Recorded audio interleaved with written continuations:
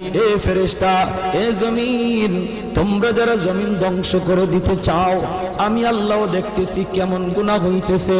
যেই মানুষে আমি আল্লাহ এত আদর করে বানাইলাম, আসমান আল্লাহ বানাইছেন কুন ফায়াকুন বইলা, ফেরেশতাও আল্লাহ বানাইছেন কুন ফায়াকুন বইলা, জমিনও আল্লাহ বানাইছেন কুন ফায়াকুন বইলা, কিন্তু আমারে আপনারে আল্লাহ পাক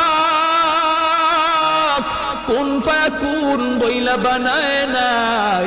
আমাকে আপনাকে যখন আল্লাহ বানাইছে, খালাকতু বিয়াদাইয়া, আল্লাহ বলে আমি আমার নিজের হাত দিয়া বান্দা বান্দিরে বানাইছি।